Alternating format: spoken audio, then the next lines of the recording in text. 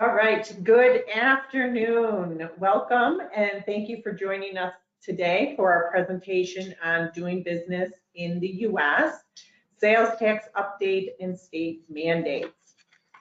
I'm Carolyn Powell, Business Development Director here at Tronconi Segura and Associates. I will be your host today. Tronconi Segura and Associates' mission is to provide the best and most appropriate professional accounting, auditing, and tax consulting services in the industry. We work with many internationally based companies, many of them being from Ontario and Quebec, as they expand into the US. Many times business owners have questions about their activities in the US, and we're here to help them. Today, I'm joined by Andy Toth and Tom Mazurek to talk further about considerations when selling your products or services into the U.S. It's been over 2 years since the U.S. Supreme Court issued its landmark decision on the South Dakota versus Wayfair case, and now every state, almost every state, has rules on sales and use tax and defined economic nexus thresholds for remote sellers, with the exemption of Florida and Missouri. Andy and Tom will give us an update on these state thresholds and mandates and what it means to you. They will cover the critical points, giving you what you need to know to ensure you're compliant in each state that you sell in. We will have time at the end for Q&A.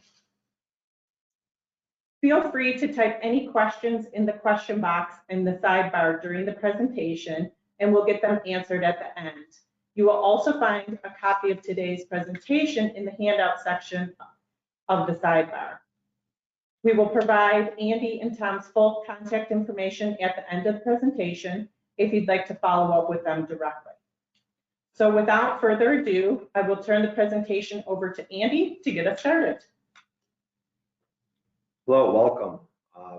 We're going to get started with doing business in the U.S. So if you're selling into the U.S., you're doing business in the U.S.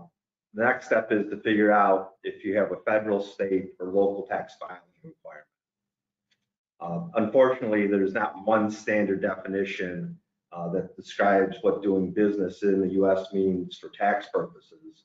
The definition can be different for the federal income tax or U.S. federal income tax, state business licensing and registration, state income and franchise taxes, state gross receipt taxes, and state and local sales and use taxes. Obviously, this creates some complications, especially for someone not familiar with our tax system, trying to come down here and open up a business or just sell into the U.S. We don't make it easy for them, do we?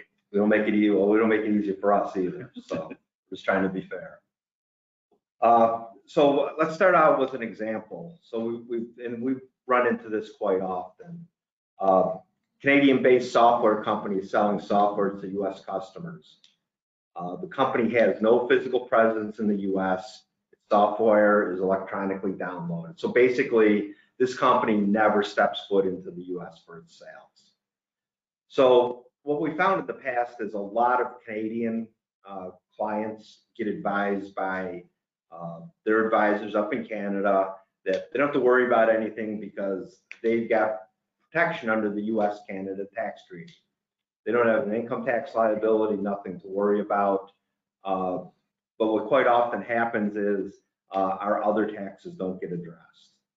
So in this instance, because this company does not have a physical presence in the U.S., no permanent establishment as stated in the U.S.-Canada tax treaty, they wouldn't have a U.S. income tax liability. However, they still need to file a U.S. income tax treaty-based return. So it's basically just letting the U.S. government know that you're doing business here, puts them on notice. It's a nil return, but if you fail to file it, there are penalties for not filing. The penalties can be up to $10,000 for failure to file that return. There's also a recent U.S. case regarding a UK shipping company that because they did not file this return, it was subsequently determined that they were doing business in the U.S. But because they didn't file a treaty-based return, their gross receipts of $45 million are going to be taxed in the US without the ability to take a deduction. And that's all because they never filed a treaty-based return. So if that isn't complicated enough for you, the US-Canada tax treaty only applies to the US federal taxes. It doesn't apply to the state taxes. So the 50 states aren't bound by the treaty. And we're going to get into a little bit of that in our discussion for sales taxes today. So Andy, what you're essentially telling me is I'm dealing with the US and then 50 other countries. And localities. So Oh, don't forget the localities. don't forget the localities. And for sales tax jurisdictions, and I don't want this to scare anybody away, but there is over 10,000 sales tax jurisdictions in the US. That's it? That's it. Wow. All right, so let's talk about some sales tax here. It's what we're really here this morning for. What is sales tax? I mean, essentially, it's a consumption tax imposed by state and local governments on the retail sale of tangible personal property and services. The tax is imposed on the consumer or the purchaser, but it's typically collected by the seller. So that's where they get the seller's on the hook for the tax equally with the consumer and the purchaser. In a lot of cases, it's who does the state get first? It relates to tangible personal property. And in most states, TPP, as it's called, is typically subject to tax unless an exemption applies. And with services, it's just the opposite. Most services are non-taxable unless they're specifically enumerated or listed in a state's tax law. And like Andy was trying to say, that every state is different. They all have different definitions of Nexus and filing requirements, what's taxable, what's not. Unfortunately, they've tried to get together a few times over the years with streamlined sales tax and some other coalitions, but none of that really took off. They all like their own individual kingdoms to keep going there. Just going back to the example of the software company, they're electronically downloading their software. It may not be tangible personal property. Some states have determined that electronically downloaded software is, and other states are just taxing it. Yep. Some states aren't taxing it at all. So just because you're selling software down here and you're not sending any tangible product doesn't mean you don't have to file sales tax returns. Yeah, and the reason we're all here today talking about this is because of this shift that occurred a couple of years ago and how states determine whether or not a state seller is required to collect their tax. This shift in Nexus from physical presence to economic presence based on the Wayfair decision that Andy referred to really changed the landscape in the face of sales tax. Essentially anybody now really, if they meet these thresholds in sales or number of transactions, can be required to collect sales tax. And this is a huge boon for the states, because you can see here on this chart, state governments rely on sales tax for about 25% of their revenue. So it's a critically important piece of the tax dollars that they're bringing in. Everybody always talks about income tax, corporate income tax, individual income tax. Heard that my whole career. Oh, sales tax isn't important, it's income tax. Well, if you look at this chart, if you take individual and corporate income taxes together, they're not even equal to what the amount of sales tax the state brings in on an annual basis. So sales tax is important. It's a neutral tax for the most part. Everyone is applicable to everybody out there. It's stable, except if you're hit by a COVID-19 pandemic. And then in some cases, it affects the stability of how much money you're collecting. But I mean, it really didn't have to do with consumers. It had to do more with government shutdowns with COVID. You know, if you couldn't access your local store, you couldn't buy anything. So the revenue went down, but consumers are smart and they look for other outlets, including this thing called the internet, and they found ways to buy things over the internet. I mean, obviously, e-commerce. I'm sure most of you on this call have e-commerce websites. Has completely gone through the roof in the last 10 months or so. So it was already going like gangbusters. Now the pandemic has only increased that more. And then, you know, sales tax, like I said, is important because states like Florida, Nevada, who do not have income taxes, rely heavily on sales tax and rely heavily on tourism, which hasn't been occurring either. So, you know, the pandemic has really impacted a lot of states out there. And we're going to continue to see this with regards to sales tax. You can see here on the next slide, I'm just kind of listing out from the tax foundation the different sales tax rates that states impose across the country. You know, sales tax is imposed in 45 states in the District of Columbia, and then there's local tax imposed in 38 states. So if you're a county or a city or a special district, you may also impose a tax. Here in New York, we have the state tax, and then we have the county tax, you know, that we all pay down here. And the nice thing is, in most cases, except for a few, you pay for it on the one return. So while Andy said there's 10,000 jurisdictions, that's true, but you kind of whittle it down to the state returns for the most part that you're filing on. Just to note, the 5 highest rates here are in Tennessee, Louisiana, Arkansas, Washington, and Alabama. And, you know, the reason I wanted to show this is that the rates are getting higher. In 2020, sales tax rates reached a 10-year high of about 10.12% average, according to Vertex, one of the sales tax automation suppliers out there that helps us do our returns and compliance for clients. And, you know, 10.1%, that's a lot, you know, and in a lot of cases, that's about what your net profit margin probably is.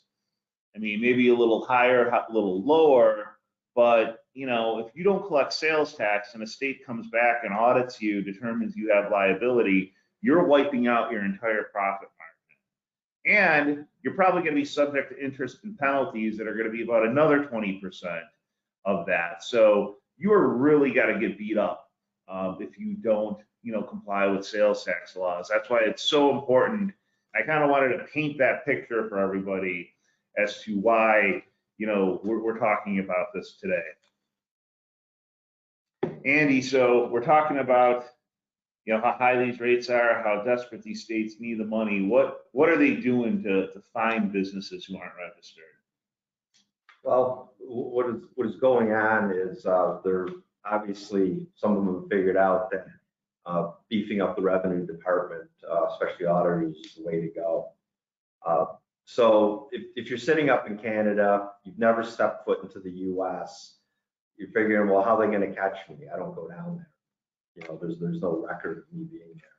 Well, there are a few records. If you're shipping tangible property into the state, you've got inbound duty slips. States will pull these duty records and figure out what shipments went to their states. If the shipments are significant, they're probably going to create a notice and mail to the company that shipped the product down here. Our advice is, when you get one of those notices, just don't throw it in the garbage can. Because what's going to happen is, if you don't respond to the first notice, you're going to get a second notice and a third notice. And each notice gets a little nastier about your non-compliance with the first notice. And eventually, what a state may do is send you an estimated tax bill. And when you get to that level, it's a lot more difficult to deal with the state to get them to back off than if you would have applied to the initial notice that was sent to you. Well, Andy, I mean, even worse than that, I had a client that didn't respond to a couple notices from Wisconsin. So Wisconsin just assumed that they met their sales tax threshold and registered them. So it took us about 6 to 9 months to figure out that they were actually registered there. And by then we had a huge liability on our hands to clean up for the client. Sure. Now, one of the other things is, so if you're a software company, like in our example, you electronically downloaded software isn't really crossing any of our border crossings. So there's no inbound duty record. So how does a company like that get caught? Well, how they get caught is when the state auditors are out doing audits, they're making a list of companies that aren't charging sales tax to the company they're auditing. They provide that list back to their office and somebody does some research on the company. And basically what that will do is if your sales are significant enough, you're going to get one of these notices that I just talked about. And again, it's important that that notice gets responded to, and not only responded to, but it should be done by someone who understands the questions that are being asked and properly complete that. Other ways that they catch up with people selling into the U.S. without registering for sales taxes, they're looking at websites. You know, who's selling product into my state?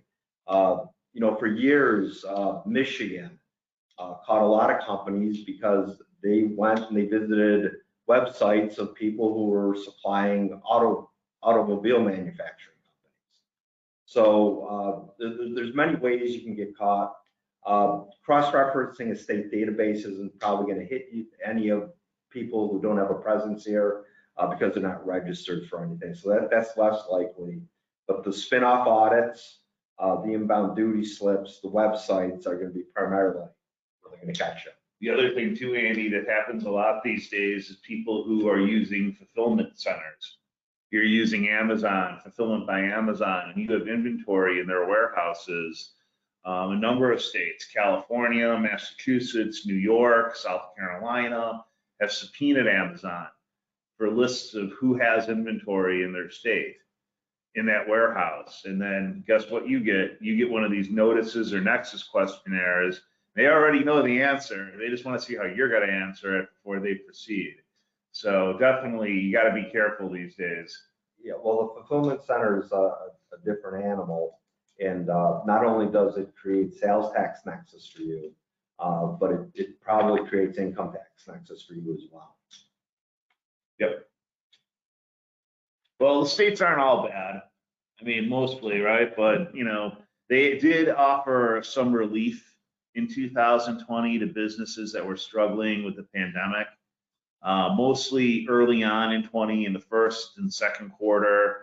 And I really wanted just to mention this for those of you on the call who, you know, are registered, who are filing returns in states, that there was some relief related to, you know, interest and penalties on late payments, you know, extended filing deadlines, payment deadlines, some temporary exemptions, you know, related to PPP in a few different jurisdictions. But mostly like New York, for example, at the end of the quarter ending February 2020, that return was due March 20th. So that was right at the beginning of the pandemic and everybody was scrambling. New York gave everybody like a 2-month reprieve on filing and paying their sales tax. They did that again in November for restaurants affected by yellow and orange zone closures. So, you know, all across the board, a number of states have done things. It's hard to list them, so I'm providing here links to the AICPA guidance related to coronavirus. AICPA is our American Institute of Certified Public Accountants. They've compiled guidance from all the different states for 20 and 21 related to what they're doing with extensions and relief for COVID-19 issues. So click on that if you have any questions. Hopefully, you know, you're not in too bad of a situation with that. So as we head here into 2021, you know, what can we expect from the states? A lot of states took hits, took revenue hits. It's not as bad as everyone originally thought, but the combination of lower consumption, you know, by purchasers, by residents in a state, plus, you know, all the money that states are spending on different programs, from unemployment to business grants to, you know, COVID-19 vaccines, you know, the states need money. There's going to be budget shortfalls. So likely we're going to see states trying to broaden the sales tax base in 2021 in legislative sessions. They always like to go after services. These services, like I said, are mostly not taxed. They maybe will try to do away with some exemptions for items like food or clothing that are pretty commonplace. We're definitely going to see some increased sales and use tax audits. Most state taxing authorities are acting remotely right now. They're obviously not in their offices, and it'll probably be a good part of 2021. They won't be, but we're going to see more remote audits, and they'll probably get back to, going after local businesses as well for use tax. Definitely got to start enforcing economic nexus laws, which we'll talk about in a few slides.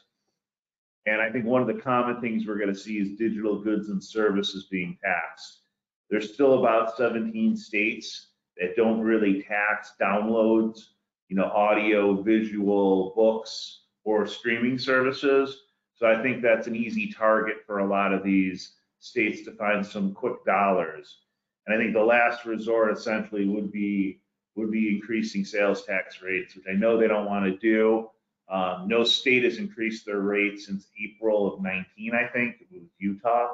So, they don't want to do that, but if they really need the money, you could see that happen as well. So Andy, who are we going after? Who are the states going after now? Well, they're going after what's called a remote seller. So a remote seller is the company that doesn't have any physical presence in a state, but they're shipping product or selling product in the state. And up until 2018, when the U.S. Supreme Court made their decision, the Wayfair decision, physical presence was the law of the land. If I was not physically there, if I didn't send sales reps into a state, if I didn't have inventory into the state, I didn't have to worry about collecting and remitting their sales tax. Wayfair changed on that. Wayfair was South Dakota going after a company who previously they couldn't get them to charge sales tax and remit it in their states. They came up with what is called economic nexus. They said, look, you're selling into our state, you're selling lots of dollars into our state. You're taking advantage of our economy, and we want tax on that. And states are already kind of doing this for income tax in certain instances. Yes, a little bit. So, and they more may trend that way. So basically, this case made it to the U.S. Supreme Court. U.S. Supreme Court sided with South Dakota. So now we had the onset of the economic nexus. A lot of states did not have laws on their books at that time. So as you're going to see in some slides coming up, they enacted their economic nexus laws pretty much over a period of the next 2 years. So we're to the point where all but 2 have economic nexus laws, 2 or 3, depending on how you want to count it, have economic nexus laws. Now, one thing to keep in mind, economic nexus is based on sales dollars, some state sales dollars or sales value. If you have physical presence in a state, you have nexus, and these dollar thresholds do not mean anything. The physical presence gives you nexus. Some examples of physical presence: you're up in Canada, you don't come down here, but you're using a third-party sales rep in the US. That third-party sales rep gives you nexus. You're using a third-party repairman to repair your products in the US, you have nexus. You're using a third party to install your products in the US, you have nexus. So keep in mind, physical presence still trumps the dollar value or the sales value levels in economic nexus. So we have the remote seller thresholds. States that we're going to talk about shortly have, been imposing these since 2018. Let's, for example, with South Dakota, it was $100,000 in sales or 200 transactions. All right, that's great. I mean, states are going to get a lot more revenue from these businesses who are going to register, collect that tax. But, what about those companies who don't have $100,000 sales in their state? Maybe some smaller retailers. There's a lot of revenue that we're not collecting on them. So the states came up with a different concept.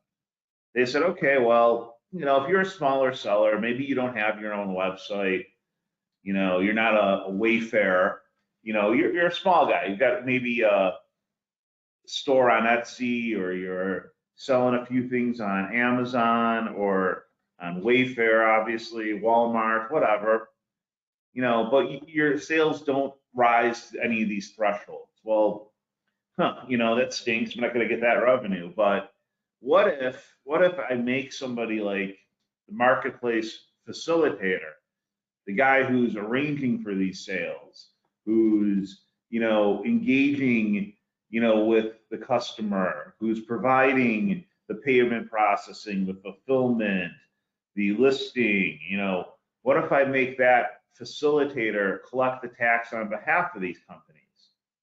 Like, how would that work? And the state said, yeah, you know, we think that's a great idea. So now you have a company like Amazon who sells their own product, right? Amazon collects sales tax everywhere in the US. But now you also have Amazon, they have a marketplace. So I can list products, anybody can go on there and list their products.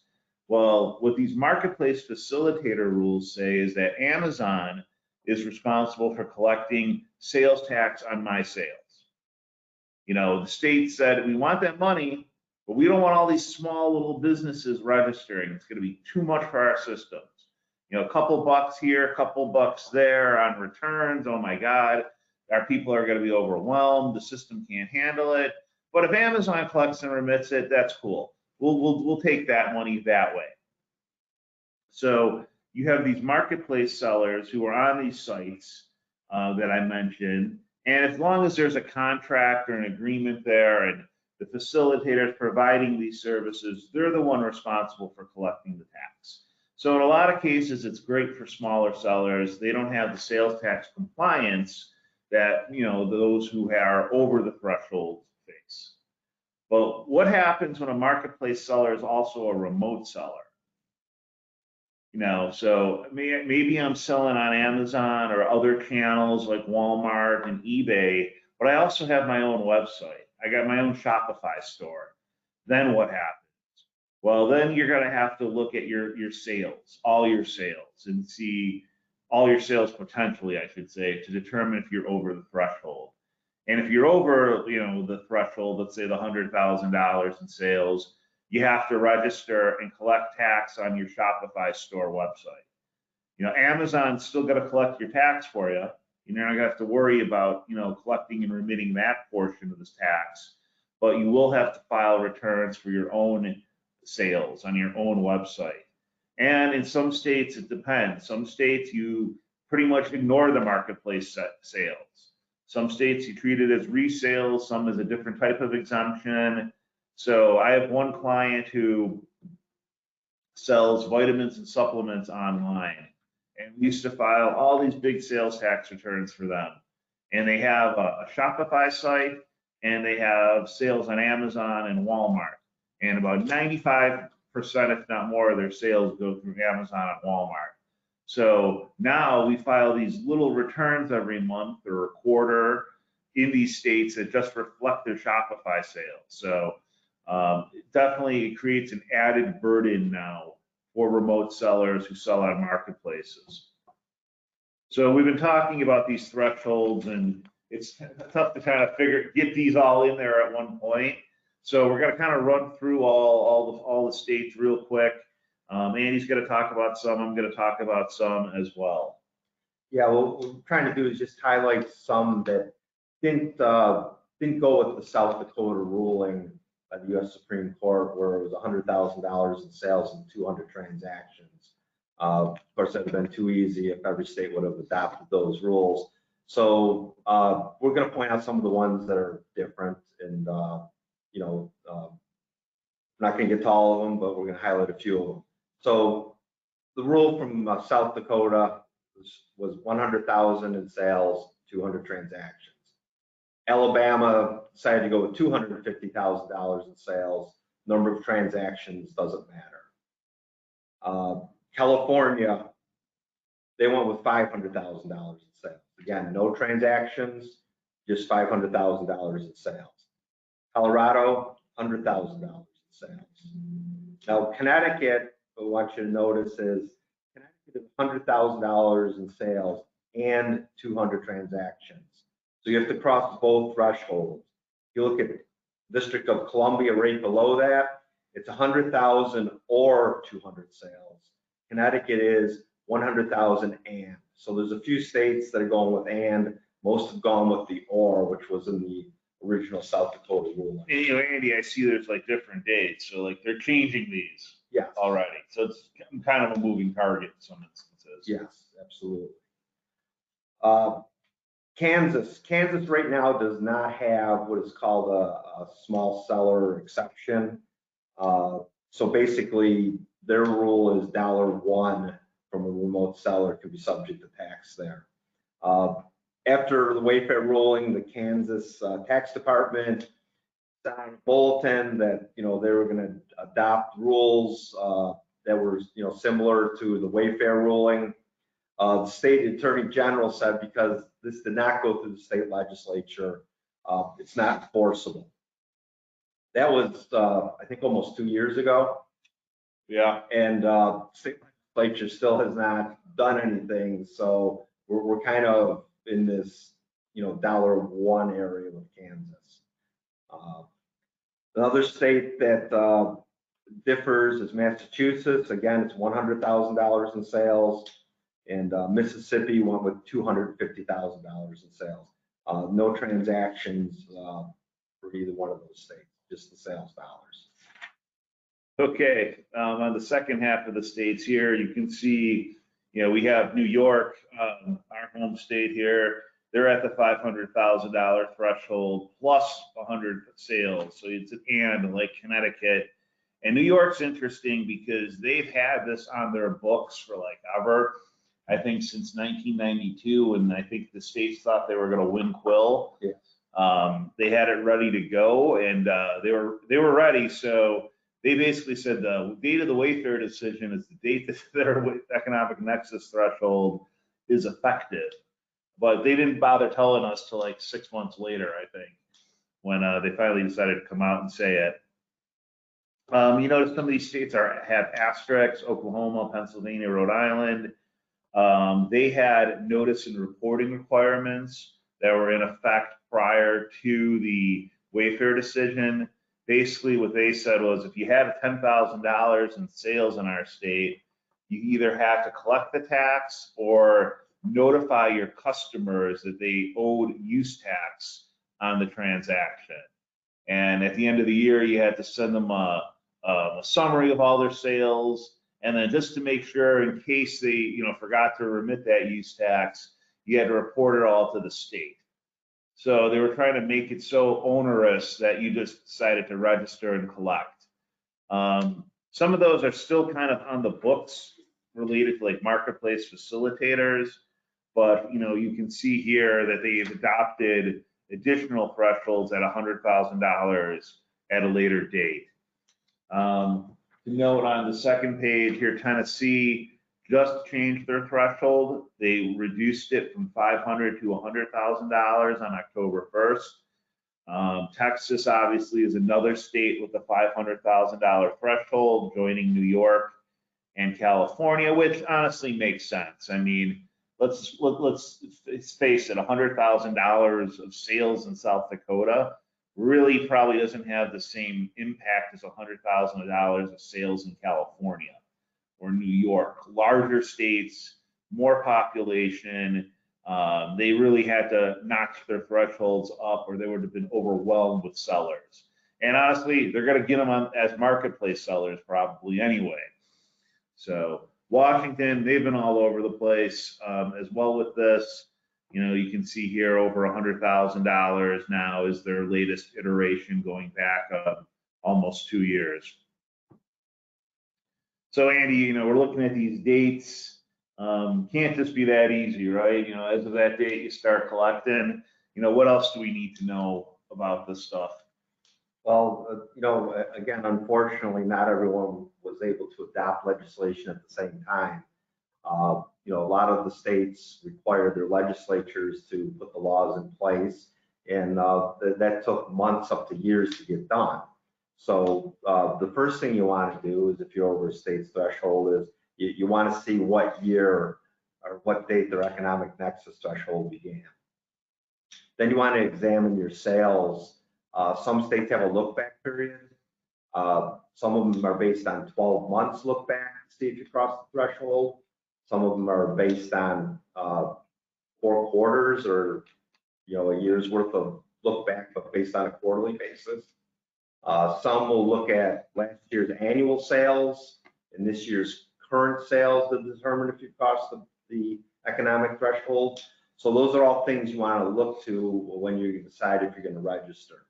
So once you've done that look and you've decided across the threshold, I'm going to register, and you know what, today happens to be the day you cross the threshold.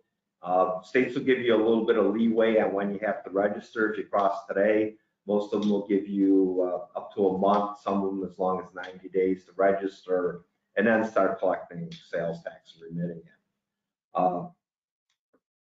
But however, if you cross that threshold back in 2018, now what are you going to do?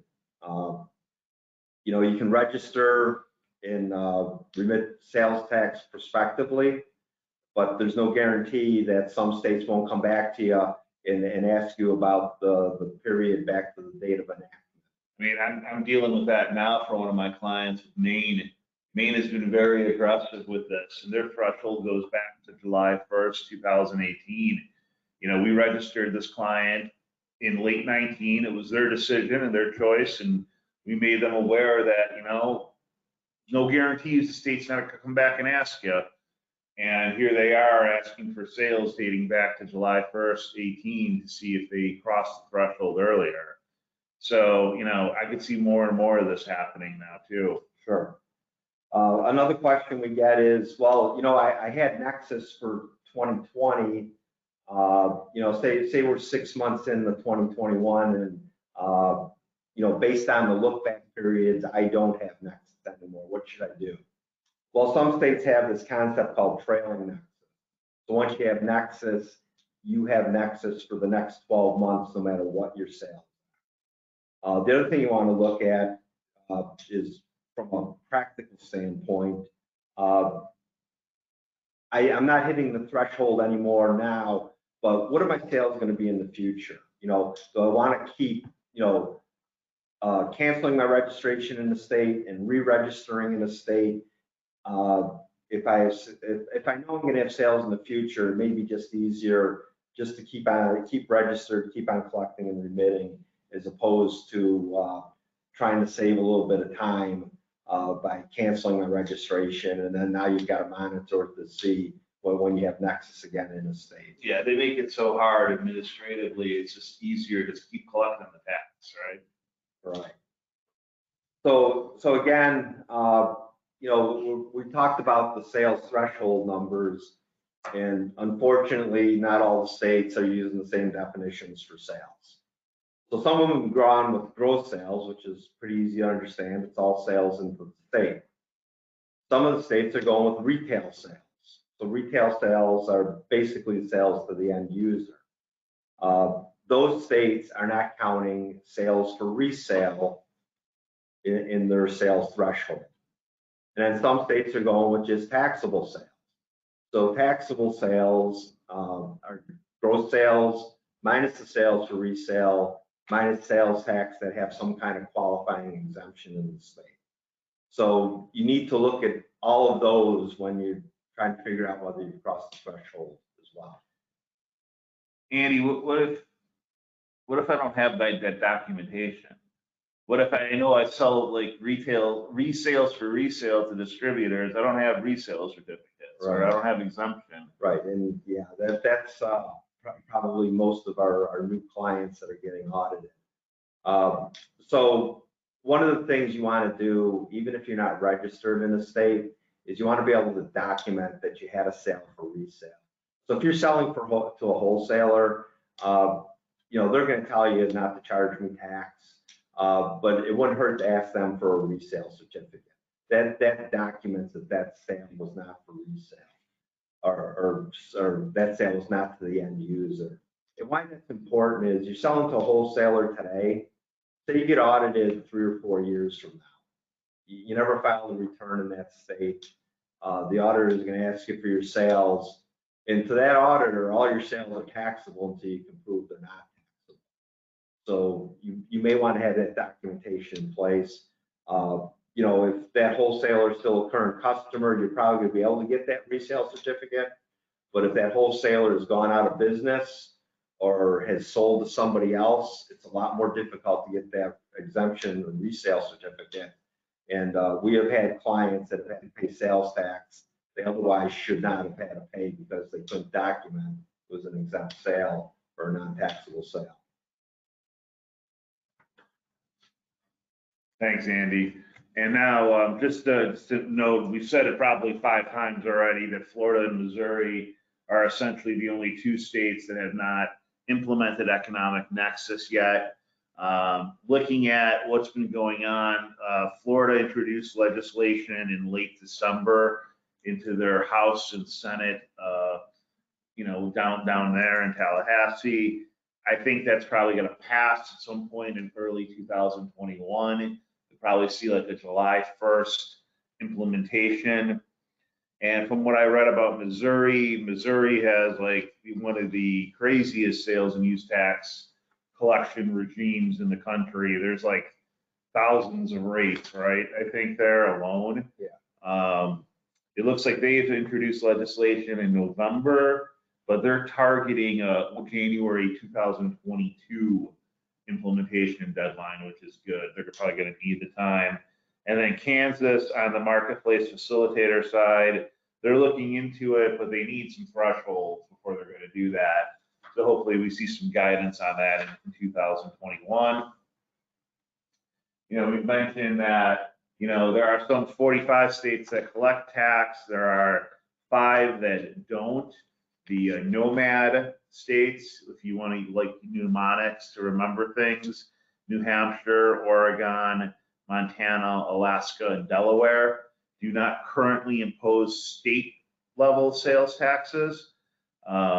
Alaska has many localities that for years and years have collected their own tax, like Sitka, Juneau, Anchorage, all have different borough and city level rates that they collect. And since the state doesn't collect tax itself, what they're saying now is that if you're an out-of-state retailer who has $100,000 in sales statewide in Alaska, you need to register with our remote seller sales tax commission and collect tax for any of these localities that impose it. So I think there's got to be like 25, 30 localities that have signed up already for this. So definitely something you want to look into. And then you have another locality, Chicago, Illinois, is now imposing a amusement tax and personal property tax on leases starting July 1st, 2021. So if you make $100,000 of revenue there in the city of Chicago, you have to collect their amusement tax, which is like 9% on any type of streaming services or online games or downloads. And then their personal property tax is really looking at licenses of computer software.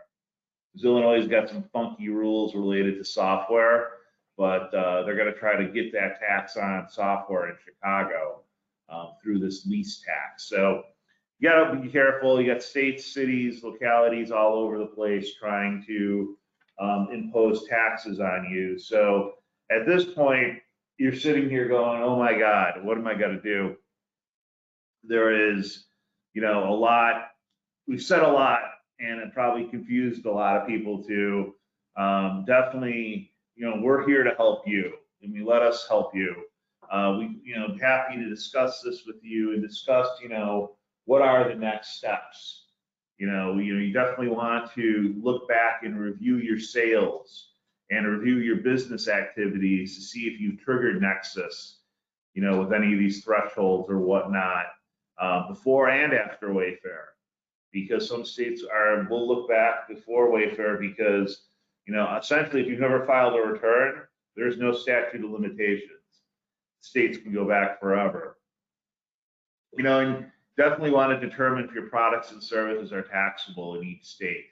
mean, that's going to be a huge starting point. I mean, you know, you may have a filing requirement, but if what you sell is exempt or for resale, well, then maybe you want to consider if I collect the certificates and whatnot, if I really want to register. I mean, that's something, you know, we talk about and evaluate with our clients. And speaking of those certificates, do you have them? Are they valid? Are they fully completed? I mean, Andy's smiling because we always think back to a study we did for one of our clients out in Iowa. Yes, so there's a defense contractor, and so when we asked for their exemption certificates, I think they had 6, and 4 of them were from the previous owners of that company. Like previous owners of that company. So those weren't valid. And, you know, they had the right concept. Probably 90% of their sales weren't subject to tax, but that 10% that they were selling to end users were tens of millions of dollars in sales that were subject to tax. So we had to do a little cleanup work there. Yeah, so can't you know, state enough how important it is to get that documentation. And then, you know, once you're there, you want to look at, you know, what's the plan? You know, you really should do this compliance, but how am I going to do it? You know, do I have the people in-house? Does my system allow me to charge sales tax? You know, do I have the right technology to download the data for each state? Or is it easier just outsourcing it, you know, to guys like us, you know, who enjoy doing this type of work? You know, what should I do and what's the cost with that? And I think these are all things you need to really look at and evaluate before you decide to register, or like Andy talked about, voluntary disclosure in some of these jurisdictions. And definitely something, you know, Andy and I and the folks here at Tronconi Segura can help you out with. And just before we open it up to questions, Andy, you want to talk about these gross receipts tax things? Yeah, I just want to go over this real quick because this is quite often missed. You know, some of the states don't have an income tax. Some of the states got a little clever because we talked about physical presence before, and there's a federal law that protects companies if they don't have physical presence in a state. So if they don't have physical presence, they're not required for the most part to file an income tax return. Some of the states want to get around that, and they enacted what are called gross receipts taxes. So we've listed the states that have a gross receipts or gross receipts type tax. Nevada and Oregon are fairly new. Those just came online in the last few years. And these are just what they say they are. It's tax on your gross receipts. It's at a very low percentage rate, but it still taxes your gross receipts into the state. Texas does allow a deduction against your gross receipts. You allow a deduction for your cost of goods sold or compensation, so you do get a little bit of reduction. So it's not a pure gross receipts tax, but it's still paying tax on a significant amount of money, again, at a much reduced rate. A few states have adopted economic nexus rules for their gross receipts. Tennessee, the threshold there is $500,000 in sales, and Washington has adopted $100,000 in gross receipts before you have to file a business and occupation tax. You know, just same threshold as the sales tax, huh? Washington, yes. Yeah. At least they made it easy then. Yeah. Well, great. Thank you, guys. That was a lot of good information that you shared, a lot for people to think about. Definitely makes you want to think about how you keep your records and where your sales are going, and making sure those are really thorough. Maybe we need to add a couple columns to sheets for people of where things are going and how it's getting there. So thank you again. We're going to switch over to the Q&A part now. Just a reminder, if you do have any questions, there is the question section in the sidebar. Just pop them in there and we'll try to get them answered for you on this, or reach out to you directly. So there were definitely 2 comments, questions regarding the thresholds. I believe we've answered those, and also 2 in the follow-up email that I will be sending out to everyone later today. We'll have a separate handout with the threshold charts, so you can have that piece outside of the slide deck, but you also receive a copy of the slide Yeah, deck. just looking at like the warehouse, if it's your own warehouse, obviously, you're gonna have physical presence, in that state. And if your goods are in a third-party fulfillment center or warehouse, that presence of that product is gonna create Nexus as well. Okay, so if I have a warehouse and I just have products sitting in it and that person's not selling on my behalf, but they're shipping on my behalf. Yeah, that's gonna create Nexus. Okay. So say they're sitting in a New York warehouse. You have physical presence in New York right now.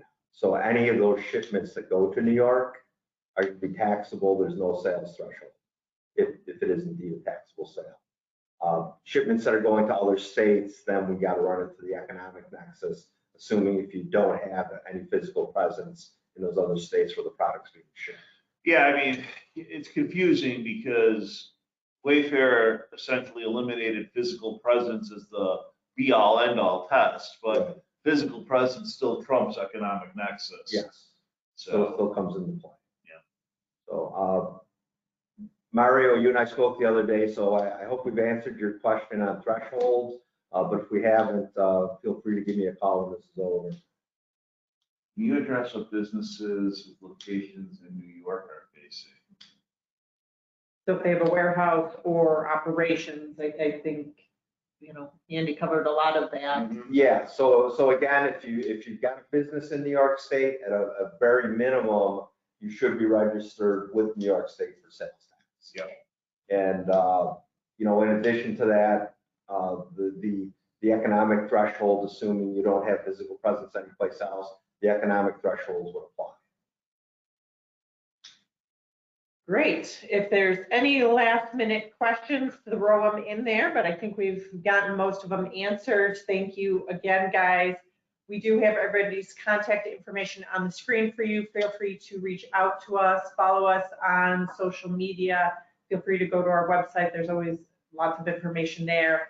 And we'll send you all this information out after with also a recording of the webinar if you know somebody that missed it, or you're thinking of somebody that, oh, they really should have been on this. Feel free to send it off to them. Thank you again, guys. Thank you for your expertise and time. And thank you, everybody, for joining us today. Have a great afternoon. Thanks, everyone.